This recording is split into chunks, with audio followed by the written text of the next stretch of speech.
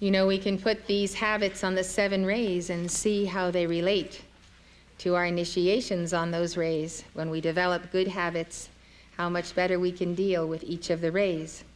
So habit number 3 is on the 3rd ray.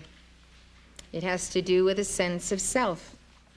Habit number 3, to break the habit of ignorance, free yourself from the sense of I and mine. Who indeed overcomes Maya, or ignorance, asks the Hindu sage Narada. He who gives up all attachment, who serves the great ones, and who is freed from the sense of I and mine. Ramakrishna once explained to a learned man who came to see him the meaning of I and mine. He said, I and mine, that is ignorance. True knowledge makes one feel, O God, you alone do everything. You alone are my own, and to you alone belong houses, buildings, family, relatives, friends, the whole world. All is yours. But ignorance makes one feel, I am doing everything. I am the doer. House, buildings, family, children, friends, and property, all are mine. Once a teacher was explaining to a disciple this concept that God alone does everything, and that to him alone belong houses, family, the whole world. He said, God alone and no one else is your own. The disciple said, but Reverend Sir, my mother, my wife, and my other relatives take very good care of me. They see nothing but darkness when I am not present. How much they love me. The teacher said, there you are mistaken. I shall show you presently that nobody is your own. Take these few pills with you. When you go home, swallow them and lie down in bed. People will think you are dead, but you will remain conscious of the outside world and will see and hear everything. Then I shall visit your home. The disciple followed the instructions. He swallowed the pills and lay as if unconscious in his bed. His mother, wife, and other relatives began to cry. Just then the teacher arrived in the guise of a physician and asked the cause of their grief. When they had told him everything, he said to them, here is a medicine for him. It will bring him back to life. But I must tell you something. This medicine must first be taken by one of his relatives and then given to him. But the relative who takes it first will die.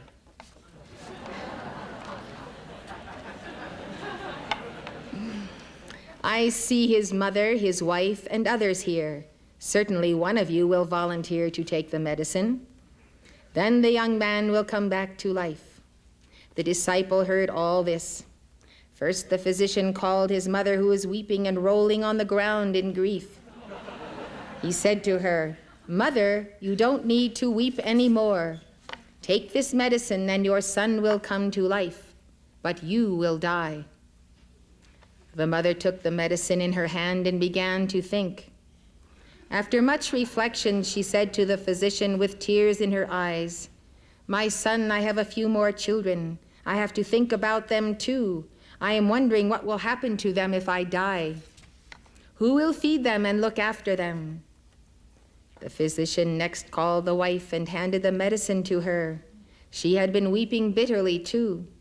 With the medicine in her hand, she also began to reflect. She had heard that she would die from the effect of the medicine. At last, with tears in her eyes, she said, He has met his fate. If I die, what will happen to my young children? Who will keep them alive? How can I take the medicine? In the meantime, the disciple had got over the effect of the pills. He was now convinced that nobody was really his own. He jumped out of bed and left the place with his teacher. The guru said to him, There is only one whom you may call your own, and that is God. This was a lesson in non-attachment. Remember Ramakrishna's opening words, I and mine, that is ignorance. True knowledge makes one feel, O God, you alone do everything. You alone are my own, and to you alone belong houses, buildings, family, relatives, friends, the whole world. All is yours. But ignorance makes one feel, I am doing everything. I am the doer. House, buildings, family, children, friends, and property are all mine. You know, this is an amazing thing. I think we, above all people on the face of the earth, should be able to learn this lesson, if we have not already done so, very quickly. I simply tell you, in the case of myself, I do not feel in any way adequate to do anything that I do. So it's obvious to me that God does it all. And this is no more complicated than what I have stated. I simply cannot have attachment to what happens through me when it's very obvious that it is God to me who is doing it, since I'm not capable of doing these things. So I'm grateful to have the freedom from this habit, and I trust that you will also be free from it very easily by the same logic. The early 20th century poet Khalil Gibran echoed this theme of non-attachment in his classic The Prophet when he wrote, "Your children are not your children. They come through you, but not from you. And though they are with you, yet they belong not to you. You may house their bodies, but not their souls, for their souls dwell in the house of tomorrow, which you cannot visit, not even in your dreams." Ramakrishna gave this key for overcoming the ignorant sense of I and mine. A householder, he said, should take care of his children, but at the same time he should think of them as baby Krishnas, or as children of God. Serve your father as God and your mother as divine mother. Serve God who dwells in all beings. The Ashtavakra Gita gives this technique to help overcome the sense of I and mine. In countless former births, it advises, thou wast attached to land, sons, wives, joys, bodies, and pleasures, and yet they have all ended. Look upon friends, possessions, wealth, mansions, wives, gifts, and other good fortune as a dream or a magic show, lasting only 3 or 5 days. Knowing that thyself is the self of all beings, and that all beings abide in the self, released from egoity and the sense of mine and thine, live in bliss. Egoism in the form of I am the doer resembles a great black and poisonous serpent. The antidote to its poison is recognition of the fact, I am not the doer. This knowledge leads to happiness. The lesson, I am not the doer, God is the doer, reminds me of the Aesop fable about the ass carrying a sacred image. A certain man put an image on the back of his ass to take it to one of the temples of the town. As they went along the road, all the people they met uncovered and bowed their heads out of reverence for the image. But the ass thought they were doing it out of respect for himself. And he began to give himself airs accordingly. At last he became so conceited that he imagined he could do as he liked, and by way of protest against the load he was carrying, he came to a full stop and flatly declined to proceed any further. His driver, finding him so obstinate, hit him hard and long with his stick, saying the while, "Oh, you dunder-headed idiot, do you suppose it's come to this, that men pay worship to an ass?" So what are we to take from this fable? We're to take from the fable that we are all asses when we fail to recognize that the image of God in us, and not our human self, is responsible for all the good we do, and alone is worthy of praise. The moral of the fable is, rude shocks await those who take to themselves the credit that is due to others, in this case, the credit that is due to God. This teaching that God is the doer is fundamental to the mystical paths of all the world's religions. It is such a liberation. I've taught on this concept before, especially in my lecture series on Taoism. In another vein that perhaps is more familiar to you, the same understanding that God is the doer is reflected in the ancient tradition of calling upon the muses for inspiration.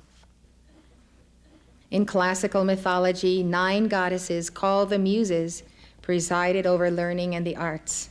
Ancient Greek and Roman writers often started their poems by invoking the aid of the muses. Even down to the present time, writers and artists speak of their muse as the source of their inspiration. Plato taught that all good poets compose their beautiful poems not by art, but because they are inspired and possessed. We could say that our poetry and our art is our life, and that we take our inspiration from the muses, who are the ascended masters, the Divine Mother, our mighty I Am Presence, and Holy Christ Self. So we are all really channels for the higher powers. Plato described the poet as a channel through which sacred inspiration flows. He said the poet is like a fountain. He allows to flow out freely whatever comes in. Poets are simply inspired to utter that which the muse impels them, said Plato, and that only. Plato goes on to describe the condition referred to by the mystics as emptiness. It is that state of being empty of human concerns and habits and desires in order to make room for God in your world. There is no invention in a poet, said Plato, until he has been inspired and is out of his senses, and the mind is no longer in him. When he has not attained to this state, he is powerless and is unable to utter his oracles. God takes away the minds of poets and uses them as his ministers, as he also uses diviners and holy prophets. God does this so we may know that they are speaking not of themselves, but that God himself is the speaker, and that through them he is conversing with us. Plato's observation of inspired poets holds true for the spiritual seeker who is free from ignorance. I can tell you that before a conference begins and before I give dictations, I feel of all creatures on the earth most empty, most devoid of a single original idea. I cannot possibly imagine how the masters will find more dictations to give about more subjects that I have absolutely no knowledge, no prior knowledge of. And it's literally an act of faith to come out here and stand here and take a dictation. So I'm very glad for Plato's explanation.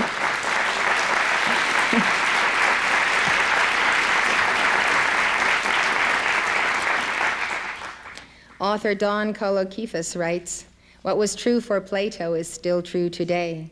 In the throes of creativity, the individual seemingly becomes an instrument of a higher power. This is the point where creative disciplines intersect with spiritual traditions, which place emphasis on the initiate's willingness to receive. Willingness to receive. The practitioner of Zen empties out. The Sufi yields. The mystic submits. According to Platonic theory, the artist lets the muse run the show because Plato says, if he comes to the gates of poetry without the madness of the muses, persuaded that skill alone will make him a good poet, then shall he and his works of sanity with him be brought to naught." End of quote. How does all of this then tie back to the habit number 3? Free yourself from the sense of I and mine. You are ignorant. That is, you have not fully realized the true nature of yourself when you claim, I am the doer. Not until you realize that God is the only doer are you truly free from ignorance, self-ignorance. Jesus said, I can of mine own self do nothing. The Father that dwelleth in me, he doeth the works. The Atman. Swami Krishna Anand Sarasvati gives a good visualization for freeing yourself from the sense of I and mine, and keeping in mind that God is the doer. He says we must realize that it is the Atman, or the spirit within, that directs our course, and not the mind or the senses. He says we can think of the Atman as a lamp shining within, under the transparent covering of the mind. The senses are the second covering, the world outside the third. Without the shining light of the Atman, the mind, senses, and outside world would all be only darkness. The mind is capable of realizing the existence of the divine within, and an enlightened mind turns inward to where the light shines. Only ignorance makes a mind believe that the light which falls through him upon the outside world is his own, forgetting that it is only a borrowed light. When the mind is not aware of the fact that it lives and functions only through the Atman, when it turns to the outer world and says, "I am the thinker, I am the doer," it is doing a wrong and most dangerous thing. The mind must turn inward and stand humbly with folded hands before the Atman, receiving and obeying his command. Only then does it find the real happiness that comes from within, and is freed from the unhappiness that comes entirely from the world outside. It is not easy for the mind to learn this. You who are the I, the true I that is God within you, must teach your mind to do this. And when you become conscious of yourself as the Atman, as Brahman, then you are the teacher and the director of your faculties and your four lower bodies. You, the I, who is God. Habit number 4. To break the habit of ignorance, meditate on God's laws and study the world's scriptures. This includes studying the precepts of the teachings of the ascended masters, which are the revelations and scriptures of God. We read in the wonderful Psalm 1, "Blessed is the man that walketh not in the counsel of the ungodly." The ungodly is the not-self in you. Don't walk in the counsel of your not-self. Nor standeth in the way of sinners, nor sitteth in the seat of the scornful. What is the seat of the scornful? It is the seat usurped from the living Christ, of those who scorn the true light and the true image in everyone. The seat of the scornful is the seat of those who criticize, condemn, and judge others.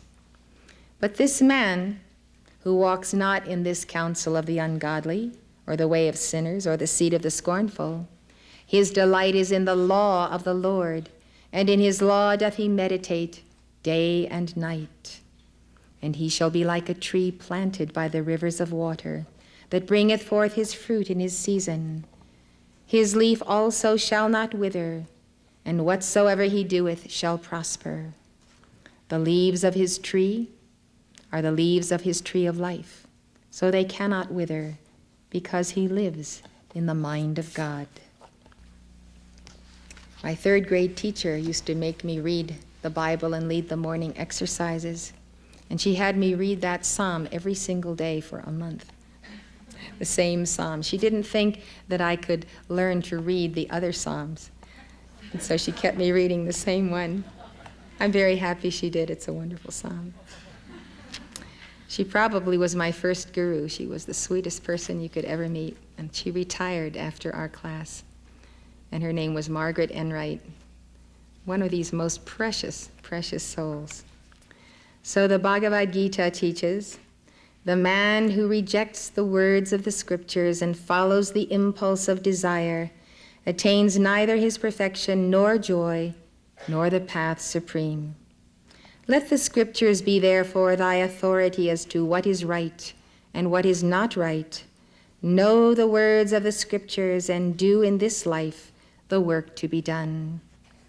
I see it happen all the time, in big ways and in small ways.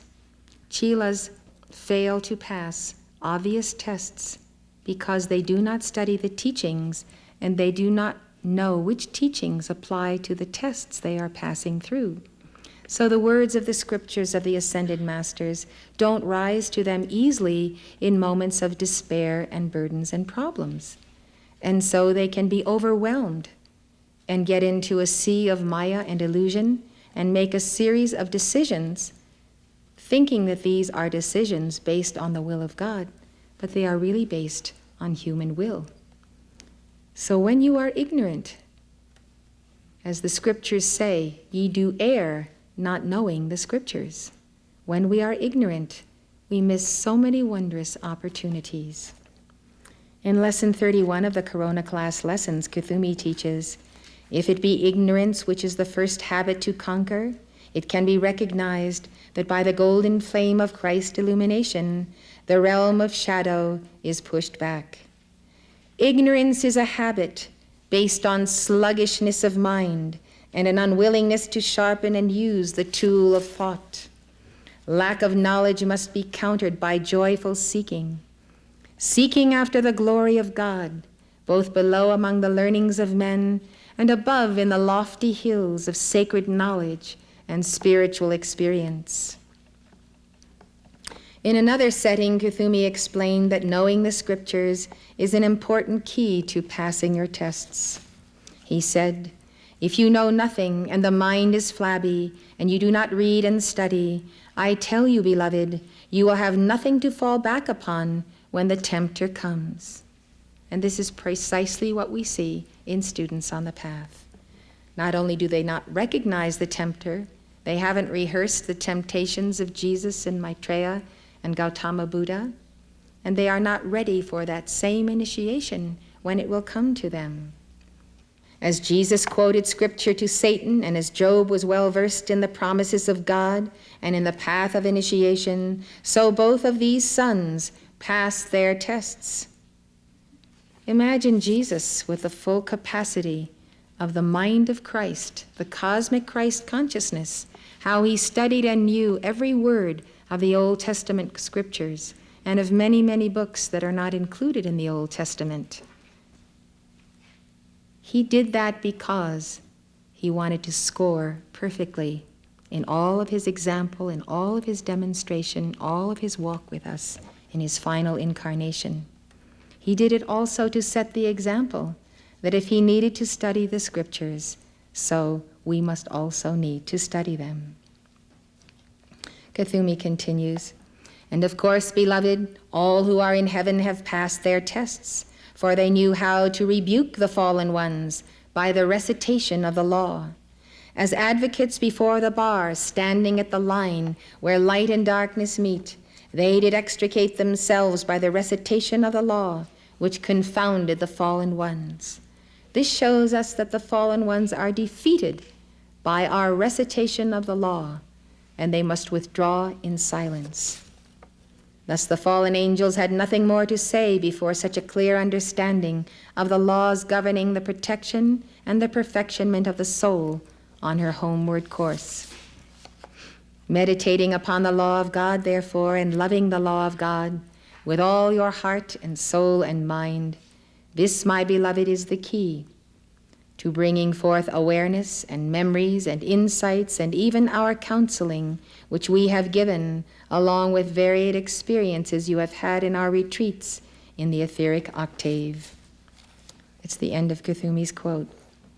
The ascended Master Jesus Christ has given a practical solution to those who say, we have no time to study.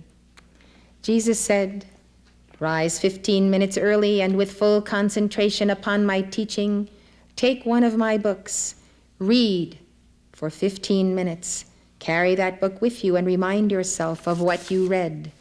Embody it for the day. A morsel will suffice for the divine alchemy. Where there is no morsel, I then have nothing to multiply, no wavelength of meditation whereby to enter. Personally, I have seen time and again that Chelas do not successfully meet the challenges that come their way because they do not know the law and the teaching concerning a particular situation, or they forget the teaching they have already been given. When I counsel students who are having problems and give them the teaching that applies to their situation, it's as if a light suddenly goes on, and they remember the teaching and they see how obviously it applies to their situation, and the problem dissolves. Knowledge of the teaching through the Gemini mind of El Morya is the greatest protection on the path, next to calls to Archangel Michael. To have and retain the teaching, you need to show yourself approved unto God by study. The author of 2 Timothy wrote, "Study to show thyself approved unto God, a workman that needeth not to be ashamed, rightly dividing the word of truth." Some people have a hard time reading, and they don't enjoy reading. If you never had the right teachers to teach you how to read and write and spell, don't give up. For one thing, you can take our 2-day Spalding course in reading, learning to read yourself and learning to teach others. But until you master that, you can study the teachings of the Ascended Masters on audio and videotape. The dictations of the Ascended Masters and their many teachings on the mystical paths of the world's religions, from the Kabbalah to Christianity to Taoism, are listed in our catalog. To know the mystical paths of the world's religion is to find your path back to God. So studying, whether you study the written or the spoken word, is a must if you are going to kick the habit of ignorance. But you also have to go beyond studying. You need to become the word that you now understand through learning. You must not mistake intellectual knowledge for enlightenment or mastery. Do not study the law while ignoring the practice of it. You need to be the living example of the teaching. What counts is your transfer of the understanding, the love and the comfort of the teaching from your heart to the hearts of people you meet every day. And that means understanding where they are and bringing them exactly what they need, the precise meal, the exact quantities of each part of the meal for their healing. If you talk over people's heads or beneath them, it's a useless conversation.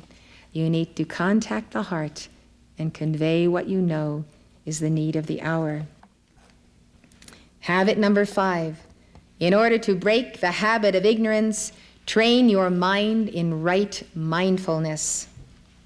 The Dhammapada opens with the words, "We are what we think, having become what we thought." Gautama taught, all things can be mastered by mindfulness. Right mindfulness is the 7th precept of the Eightfold Path of Gautama Buddha. Right mindfulness is also called right awareness or attentiveness. It is having an active, watchful mind and clear comprehension. Geshe Kelsang Gyatso explains that the Buddhist concept of mindfulness refers to focusing on an object, not forgetting that object, but holding on to it and not wandering away from it. Try focusing on your mighty I Am presence and see how long you can keep that attention span uninterrupted. Do you have right mindfulness? Can you focus on an object or concept, not forget it, hold on to it, and not wander away from it? Teresa of Avila taught the sisters in her convent the necessity to practice right mindfulness. She said, "O sisters, those of you who cannot engage in much discursive reflection with the intellect or keep your mind from distraction, get used to this practice. Get used to it. See, I know that you can do this, for I suffered many years from the trial, and it is a very great one, of not being able to quiet the mind in anything. But I know that the Lord does not leave us so abandoned, for if we humbly ask him for this friendship, he will not deny it to us. And if we cannot succeed in 1 year, we will succeed later." I would like to point out to you that Teresa of Avila lived in Spain. And Spain is a southern climate and has much wonderful fruit and yin things to eat. And I am under the impression, by commentaries I have read on her writings, as well as her writings, which tend to ramble, as well as her confession about not being able to focus her attention, I am under the impression that the sisters, not having the knowledge of yin and yang, or the balance of the macrobiotic diet, that they simply ate no meat, probably, or perhaps a little, and had generally a yin diet. And so when you have a yin diet, it's almost impossible to concentrate. And so you can see why she wrestled with this for years. Bless her heart. None of us should feel in any way superior to anyone else because we have discovered this law and this teaching. For we know very well that saints arrive in heaven not having yet perfected their bodies or their minds. But we who then do have this information and this teaching should use it so that we can manifest our adeptship in these bodies. So as I read from her and read on now, think about this. Think about how what we know compels us then to rise higher and to have greater discipline. Some people are telling me that they are young because they eat plenty of meat. I cannot imagine that you have opened a macrobiotic book if you are going to say that. If you eat meat, you will be compelled to eat fruit, and if you eat fruit, you will be compelled to eat meat, because you are going to seesaw back and forth between the extremes of the yin and yang. The secret of the centered mind and equanimity and focus and concentration is to come closer in, to eat grains, seaweed, vegetables, a little fish once in a while, and a little fruit in season, which grows where you live, and not too much fruit. And don't think because something is fruit sweetened that that makes it okay. It's still sweet, it's still yin, and you need to balance your yin and yang and take note of how all the foods affect you. So staying close to center, and the center is grains and vegetables, seaweed and maybe a little fish till you don't need that anymore. That's where you need to be on the macrobiotic diet. You're watching Elizabeth Clare Prophet, world-renowned author and founder of Summit University. Summit University is located at the beautiful Royal Teton Ranch in Park County, Montana, just north of Yellowstone National Park. If you'd like more information, call 1-800-245-5445. That's 1-800-245-5445.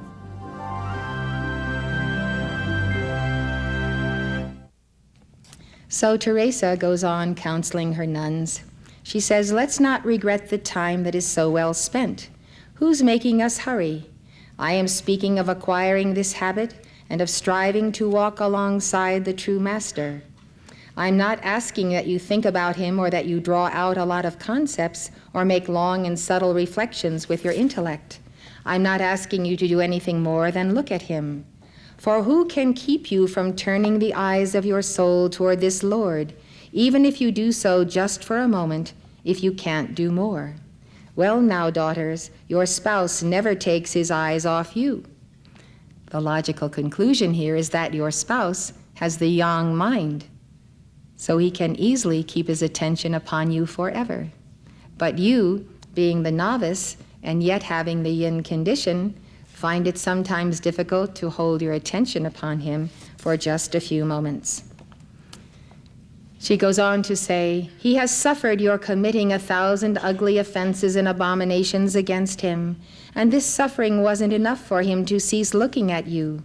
Is it too much to ask you to turn your eyes from these exterior things in order to look at him sometimes? Behold, he is not waiting for anything else, as he says to the bride, than that we look at him. Teresa then gives a practical tip to help us cultivate right mindfulness. She says, what you can do as a help in this matter is try to carry about an image or painting of this Lord that is to your liking, not so as to carry it about on your heart and never look at it, but so as to speak often with him. For he will inspire you with what to say. Since you speak with other persons, why must words fail you more when you speak with God? Don't believe they will, at least I will not believe they will, if you acquire the habit. The failure to communicate with a person causes both estrangement and a failure to know how to speak with him. For it seems then that we don't know him, even if he may be a relative. Family ties and friends are lost, through a lack of communication.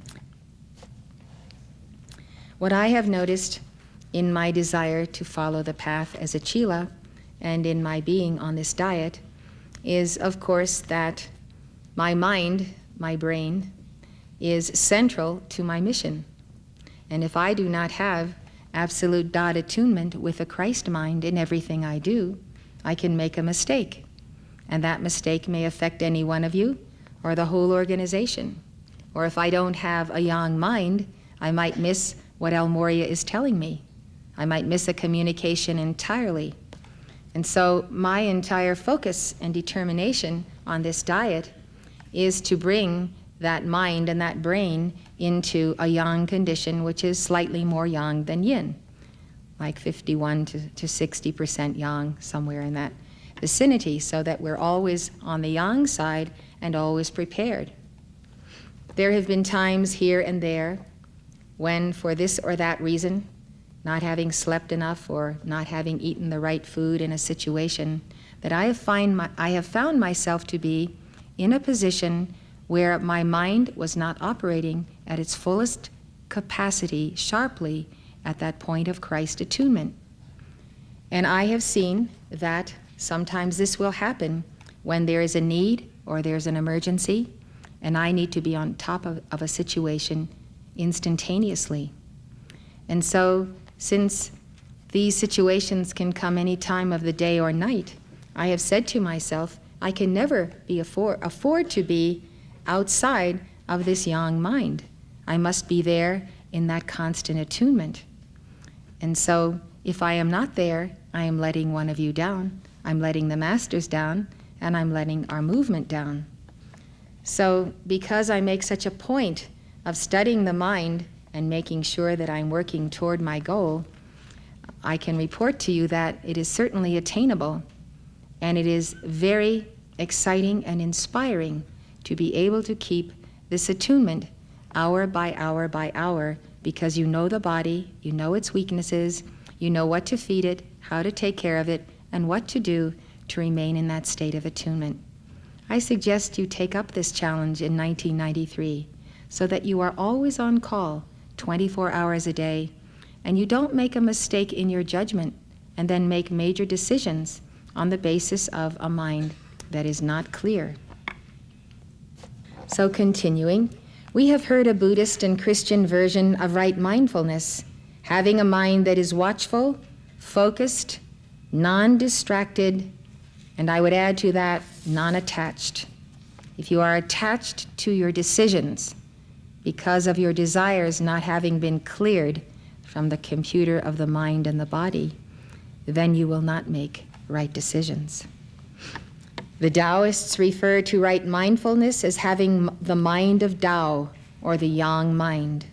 In Chinese cosmology, all phenomena in the universe are the result of the interaction of the complementary forces of yin and yang. You can think of yang as active, firm, penetrating. Would you like a mind that is always active, firm, and penetrating? Yes. Yang is the masculine aspect of being. Yin is passive, flexible, receptive. It is the feminine aspect of being. We need to be in that mode at times. But this being passive and flexible and receptive needs to be in a context of our control, and not simply where we fall through the floor with too much of a laxity. The mind of Tao is associated with the yang principle. The human mind or human mentality is associated with the yin principle. Taoists describe overcoming the human mind and cultivating the mind of Tao as repelling yin and fostering yang. The 18th century Taoist adept Liu Yiming defined the mind of Tao as that which is unconfused in all situations. One thing about being confused or not thinking clearly, the way you can overcome this is to be watchful of your mind and to watch when your mind is confused. When it is a little bit murky, a little bit fuzzy, and know what the body's symptoms are, whether it is blood sugar, whether you haven't eaten in 3 or 4 hours, and take a step aside and stop making decisions. At that moment, you eat what is right for you to sustain your body, you take exercise, you breathe fresh air, go for a walk, but get yourself back to the place where you can count on your attunement and make the right decisions. This is a saving grace against making karma. I finally made the decision that I stop everything until I get my body and my mind and my being ready once again to focus, to make right decisions. Liu Yiming said, "The mind of Tao has real knowledge. Its energy is strong, so it is called yang. The human mind is only capable of conscious knowledge, not of real knowledge. Its nature is weak, so it is called yin. The human mind gives rise to feelings reverberating with whatever influences it. In other words, the yin mind is moved by distracting thoughts or circumstances. It's moved by the emotions of others. You feel the reverberations of emotions of fear or anger, or suddenly someone tells you something and you don't think about it, you don't analyze it, you don't research it, you don't get the facts, and suddenly you're getting very angry about something someone supposedly did. This is what the yin mind does. It moves you around instead of you being the prime mover and having that strength of mind and strength of will. The yang mind is not moved by distracting thoughts or circumstances, either from within or without. As the Taoist sage Lao Tzu taught, if you are quiet and tranquil, you can become the ruler of the world. I want to tell you how you can become the ruler of the world. When you are so quiet and tranquil that you are basking in the light, as we did today, of Elohim, when you are in the very center of the causal body, when you are at peace in your Christ self and your I am presence, and you don't have these senses of lack, or I want this, I want that, I won't be happy till I get this, I must acquire, I'm incomplete, I need this, I need that. When you have that absence of tranquility, you are not the master of yourself. But when you are at peace because God is in you, then the aura expands. Then your decrees circle the world. You really do become the ruler of the world, but not the human, the I, the God that is in you, because you have that youngness that can hold a matrix whereby God can release the light through you of your decrees, of your meditation, and of the limitless being and potential you are. So this is not just a saying. What it means is that your mind will rule the world. The powerful good thoughts, the positive thoughts of peace and freedom, and the quenching of war and division and greed and all those conditions around the world, you would be absolutely amazed what the mind of God descending through you can do for the entire planet. If you knew it, you would meditate more, you would do regularly your decrees, and you would never eat anything that would cause you to lose that centeredness. Tranquility is the master of agitation. One who is agitated loses his master. And who is the master? But it is the mind of God in you. You lose the mind of God when you're agitated. The 13th century Taoist master Li Dao Chun calls the yang mind the shining mind, and the human mind the wandering mind. I can't stand the wandering mind. I can't stand it in myself. I can't stand it in anyone else. It drags you here and there. Time is going on. Time is a wasting. Li Dao Chun teaches that the shining mind is always calm. The shining mind is always calm and responds to myriad changes. Even when active, it is essentially always calm. The wandering mind, on the other hand, is always stirring. Even when quiet, it is basically always astir. You see kids in the mall, they're always tapping their feet or moving or doing this or doing that. They always have to be agitated in their bodies because of so much yin stimuli and then extreme yang stimuli. To paraphrase another Taoist sage, Zhuangzi, if you cannot keep your mind still, if you have a yin mind, that is called galloping even while sitting. Do you gallop while you sit? It's happened to the best of us. The goal, says Liu Yiming, is to control yin by means of yang, just as we stabilize quicksilver by means of lead. That means know your yang substances, know your yin substances, and stabilize one or the other by coming to the center. Don't stabilize one extreme by going to the other extreme, because all you will be doing is this. He says the human mind, or the yin mind, is mercurial and unpredictable. Saint Germain has always said that the human consciousness is unpredictable, therefore he never predicts what anyone will do. It is like quicksilver flying off when exposed to fire. But if the mind of Tao, the yang mind, is always present, warding off danger, and one is always aware, then the human mind has no room to arise. This is like quicksilver being stabilized by lead. Awareness is a spherical sense of your being. You have an awareness of what's happening all around you and extending out for miles. You have this sensitivity by the power of the yang mind who is Christ in you. And therefore, you are not taken by surprise, and you are not upset when certain calamities happen. Because even if you consciously may not be aware of these things, in your superconscious mind, you do know, and the soul knows at the subconscious level.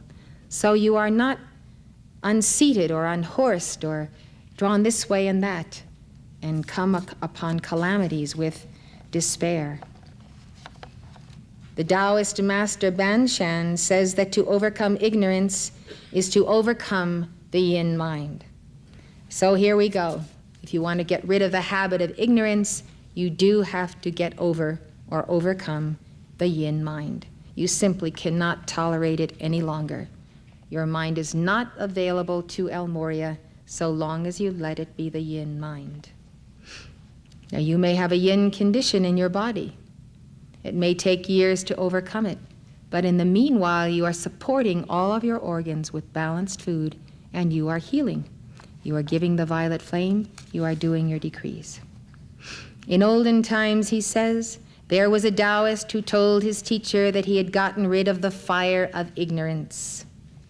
His teachers said that once one has gotten rid of the fire of ignorance, the mind does not stir.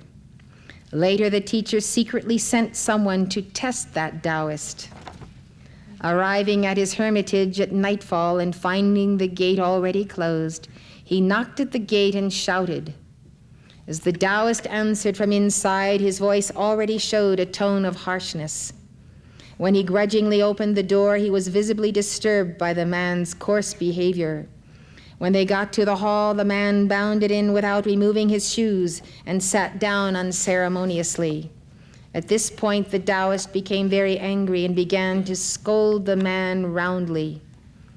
The man laughed and said, "I have not acted this way on my own initiative. The teacher had me come here to test your unstirring mind. But even without a test, your condition is obvious, so there's no further need for a test." You can catch the tone of pride of the messenger of the teacher who came to expose this one. Liu Yiming describes what happens when you lack the yangness of the mind of Tao. Generally speaking, he says, when firmness is not established, one is weak and hesitant and makes no progress.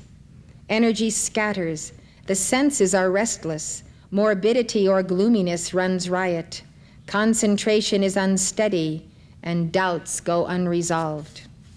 One also fears obstacles, suffering, and difficulty. Therefore, if practitioners of Tao want to build a spiritual house, let them first establish firmness. Liu then describes what it means to be yang or firm. Listen carefully. Cutting through sentiment and clearing the senses is firmness. Not fearing obstacles and difficulties is firmness. Putting the spirit in order and going boldly forward is firmness. Single-mindedness and sustained consistency is firmness. Leo is careful to explain that we must not entirely extinguish the human mind, but strive to refine it and subordinate it to the mind of Tao. A true adept has the proper balance between firmness and flexibility. Yinness being expansive and feminine in nature opens us to the universe, to the higher realms, to the spiritual path. So the balance of yin and yang is what we seek, but always a little more yang than yin. Leo says, the mind of Tao is not to be diminished, and yet the human mind is not to be annihilated. Just do not let the human mind misuse consciousness. When the ancients told people to kill the human mind, what they meant was to kill the false consciousness of the human mind, not to kill the true consciousness of the human mind. Even sages have the human mind, and even ordinary people have the mind of Tao.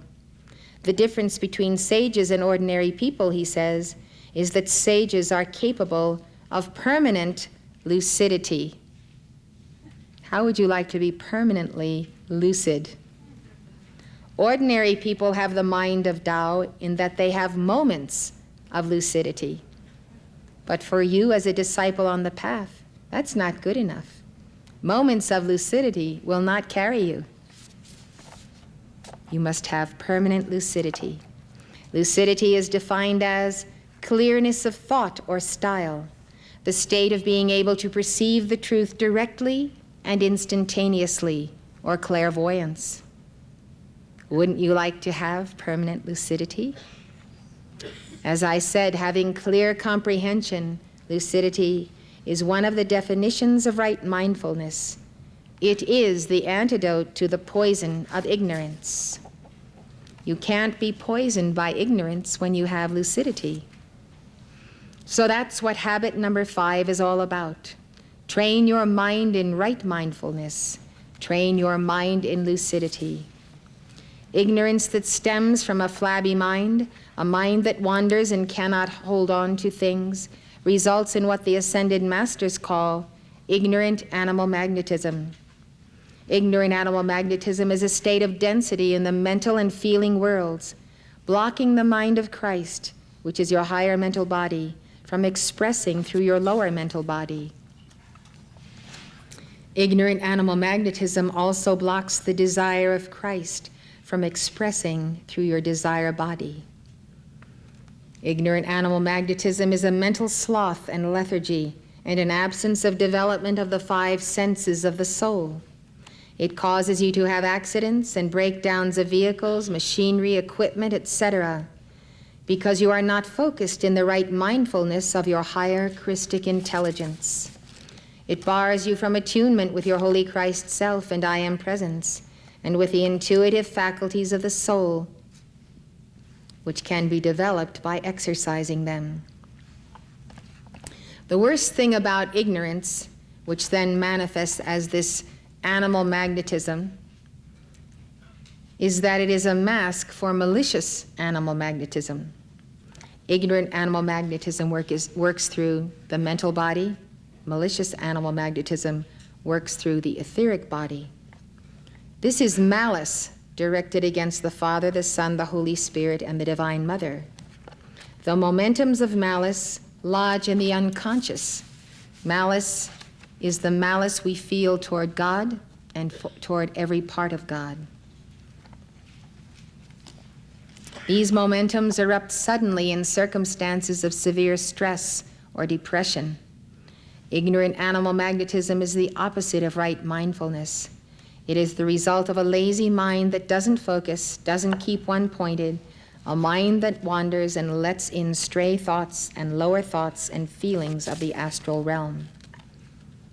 This ignorant animal magnetism, this density, also comes from those who are totally undisciplined in their diets, eat the all-American diet, eat lots of meat, lots of soda pop, lots of caffeine, sweets, all kinds of things that create that density. So the surface ignorance, or even surface passivity, which is extreme yin, becomes the instrument of a misqualified yang, which is anger and rage against God.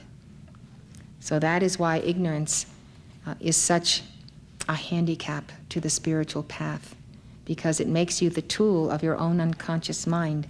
Because you're so unbalanced, anything can incite you. Anything can get you riled up and disturbed. You can go from highs to lows to depressions, and comes charging through the anger of the unconscious. The 8th century poet monk Shantideva devotes an entire chapter to guarding alertness in his classic work, The Guide to the Bodhisattva's Way of Life. His guide outlines the disciple's development on the spiritual path and the problems he will face. In this chapter, Shantideva compares the unwieldy mind to a mad elephant. He says it is not possible to observe any discipline without guarding the quivering mind. Unsubdued and overwrought elephants do not effect as much damage as the unrestrained mind does. Why is this? Well, first of all, elephants don't make the karma that human beings make. But the unrestrained mind can allow darkness and anger and hellfire to come through it, affecting people all over the world. You can make instantaneous karma with the unrestrained mind that suddenly decides it's going to vent this anger.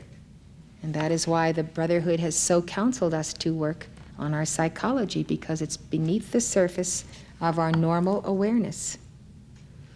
If this elephant of the mind is bound on all sides by the cord of mindfulness, all fear disappears and complete happiness comes. The mad elephant of the mind must be watched zealously in order that his bonds be not released from that great pillar of reflection, which is the Dharma, the teaching. There is no merit derived from sluggish conduct in speech and body, but the nobility of Brahman resides in the industrious and the single-minded. If one should desire to move or desire to speak, his mind is to be examined and suitably composed with patience. One should speak boldly directed sentences for the sake of clarity, which are pleasing to the mind, gratifying to the hearing, filled with compassion, and of a soft and gentle tone. If the sluggish mind is fixed on something else, all prayers and austerities are useless, even if practiced for a long time. Why? Because the sluggish mind is not a chalice, a sufficient or adequate chalice for the light that you are invoking through your prayers and austerities. And when you practice austerities, you will not be able to keep the discipline of the body if you are in that sluggish mind yin condition.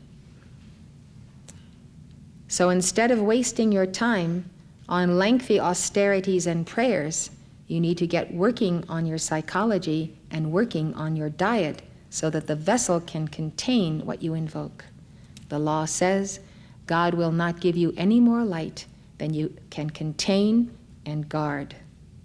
And guarding doesn't just mean to call for Archangel Michael to guard it for you. You have to guard your emotions, your temperament, your chakras, and your daily actions. Thus taught the all-knowing one ought to reject useless scratching, fidgeting, puttering, once having learned the discipline of the Buddha and having feared it. For those fortunate ones who exert themselves even out of fear of being punished by a teacher, mindfulness is easily generated by living with a master, a guru. This is why it's important to be a keeper of the flame, so you can get direct sponsorship of the ascended masters and messengers. Their teaching and discipline inspire mindfulness. So I have 3 more sections to give you, the length of this one.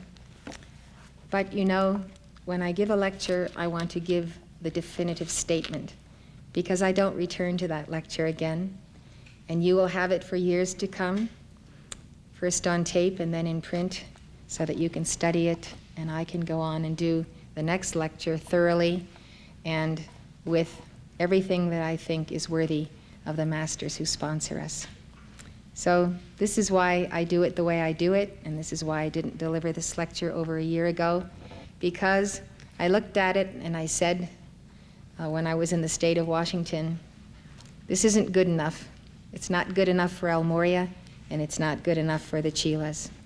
So this time, by the grace of God and the help of our research department, it is good enough.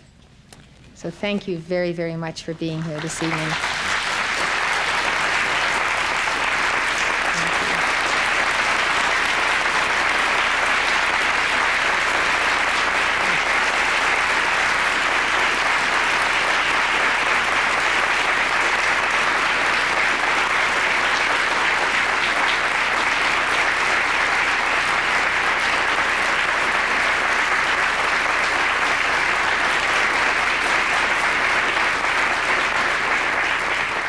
Isn't it the greatest joy in the world to be alive and well on planet Earth and to have time and space to do what you need to do, want to do, and can do, and reach your highest potential before you make your ascension? Isn't it wonderful?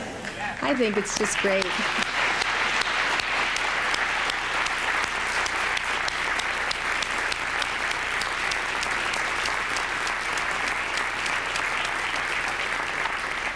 Let's do it for the love of Morya, and let's sing more to him as we take our leave.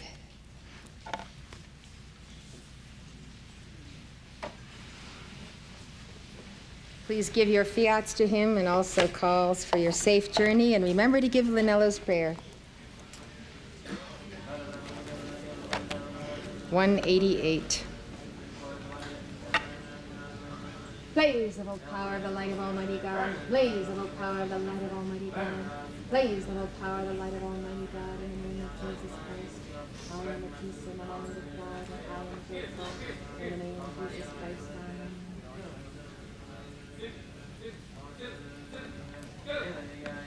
Amen.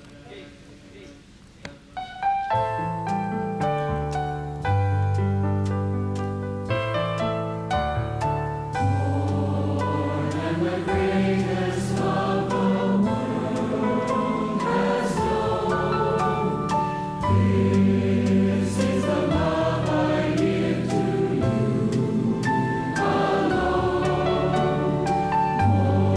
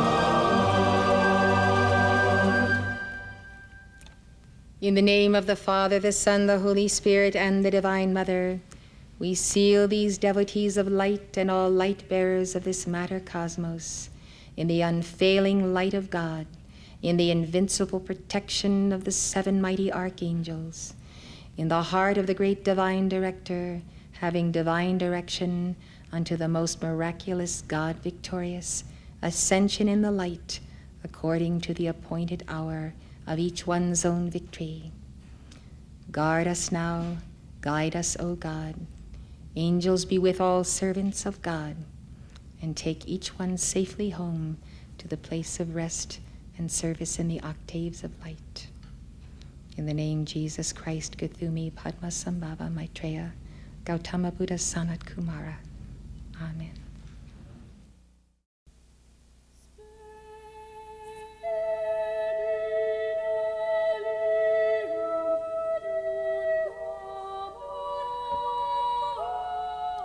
For more information, call toll-free 1-800-245-5445. The preceding program was presented by Summit University, Box 5000, Livingston, Montana, 59047 5000. If you'd like to know more, call this number or write this address.